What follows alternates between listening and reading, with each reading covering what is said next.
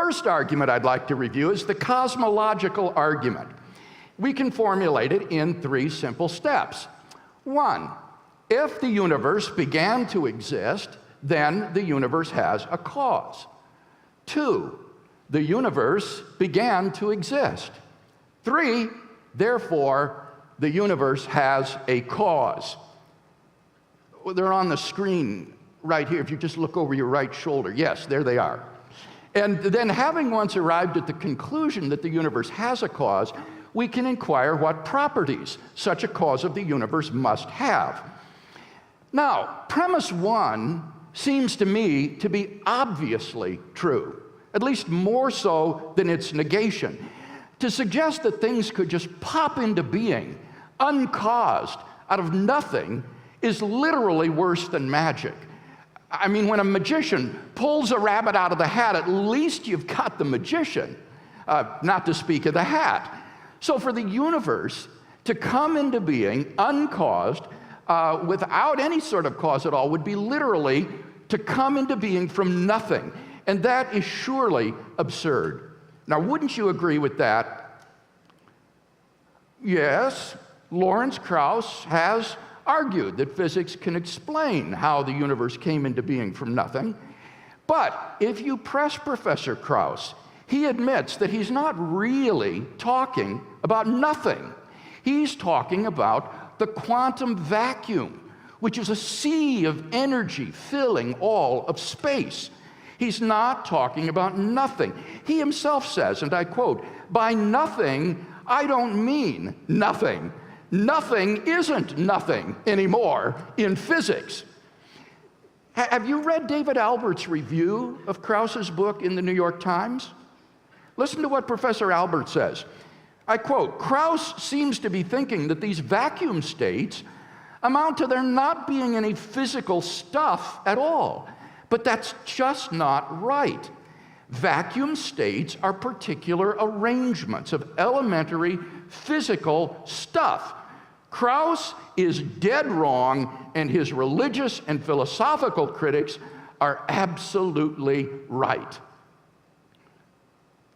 That's your response, that David Albert is a philosopher. Well, that's right. He's one of the most eminent philosophers of science in the world today, and his doctorate is in quantum physics.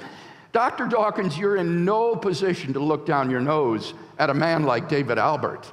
If you get into a dispute with David Albert about the proper interpretation of quantum physics, well, being he's one of the most powerful experts in the world and would blow your head clean off, you've got to ask yourself one question. Do I feel lucky? Well, do you, Prof? I think that's a good decision.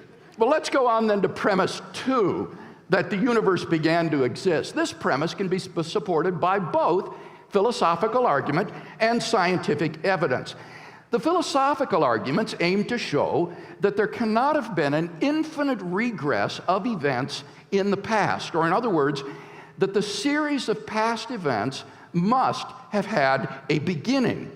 Now, these philosophical arguments are fascinating and mind-expanding, but since you're not a philosopher, but a scientist, let's pass those by and stick to your area of strength and go on to the scientific evidence in support of premise 2. The scientific evidence is based upon the expansion of the universe. We now have pretty strong evidence that the universe is not eternal in the past, but had an absolute beginning a finite time ago. In 2003, 3 cosmologists, Arvin Bord, Alan Guth, and Alexander Vilenkin, were able to prove that any universe, which has on average been expanding throughout its history, cannot be eternal in the past, but must have had an absolute beginning. Even if our universe is just a tiny part of a much broader multiverse, their theorem implies that the multiverse itself must have had an absolute beginning. Are you aware that earlier this very year at Cambridge University, at a conference celebrating Stephen Hawking's 70th birthday, that Vilenkin gave a paper entitled, "Did the Universe Have a Beginning?" in which he surveys current cosmology with respect to this question.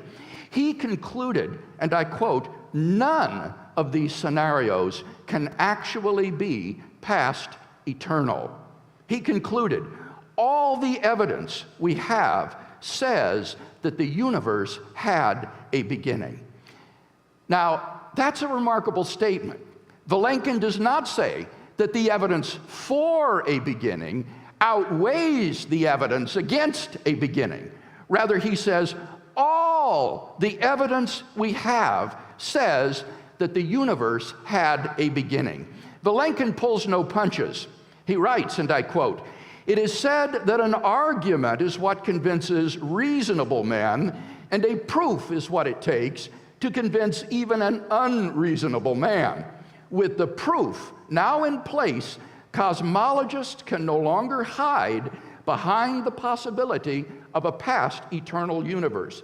There is no escape.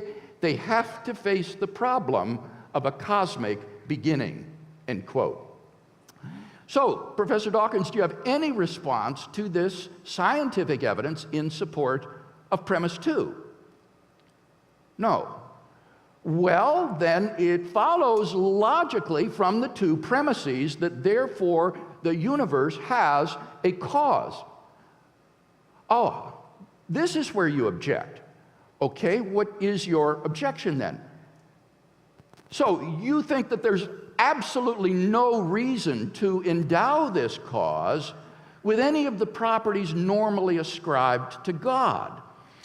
Well, let's see, let's just think together about what properties the cause of the universe must possess. By the very nature of the case, as the cause of space and time, this entity must transcend space and time, and therefore exist spacelessly and timelessly, at least without the universe. This transcendent cause must therefore be changeless and immaterial, since anything that is timeless must be unchanging, and anything that is material is constantly changing, at least at the atomic and molecular levels. Such a cause must also be beginningless and uncaused, since we've seen there cannot be an infinite regress of causes.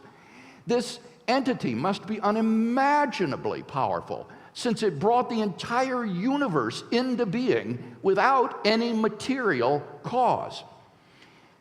Finally, I think that such a first cause is very plausibly personal. Let me give two reasons for this conclusion. First, the personhood of the first cause is implied by its timelessness and immateriality. The only candidates we know of that could be timeless and immaterial entities are either unembodied minds or abstract objects like numbers. But here's the rub. Abstract objects don't stand in causal relations. That's part of the definition of what it means to be abstract. The number 7, for example, has no effect upon anything, and therefore it follows logically that the transcendent cause of the universe must be an unembodied mind. Secondly, this same conclusion is implied by the origin of an effect with a beginning from a beginningless cause. Just ask yourself the question, how else could a timeless cause give rise to a temporal effect with a beginning like the universe? If the cause were a mechanically operating set of necessary and sufficient conditions, then the cause could never exist without its effect. Once the cause is given, the effect is given as well. To illustrate, the cause of water's freezing is the temperature being below 0 degrees centigrade.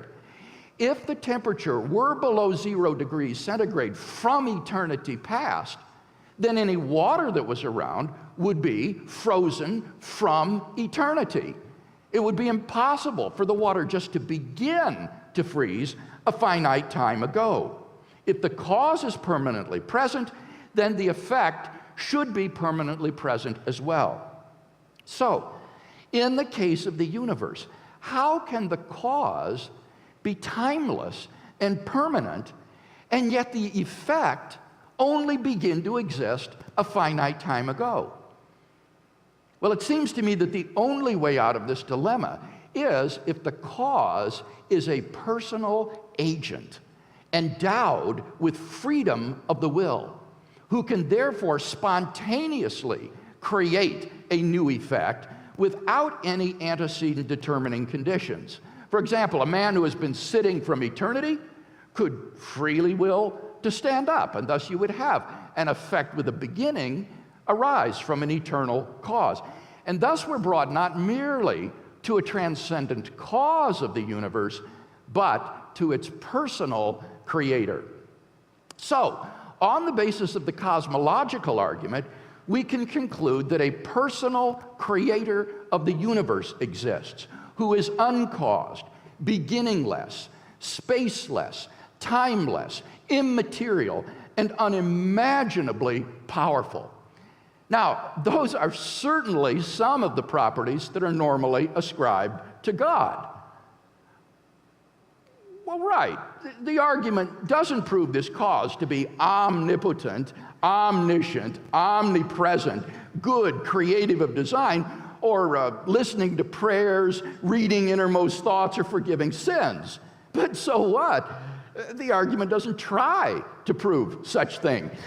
It would be a bizarre form of atheism, indeed not worth the name, which believed that there exists an uncaused, beginningless, spaceless, timeless, immaterial, unimaginably powerful, personal creator of the universe, who may, for all we know, also have the properties mentioned by you.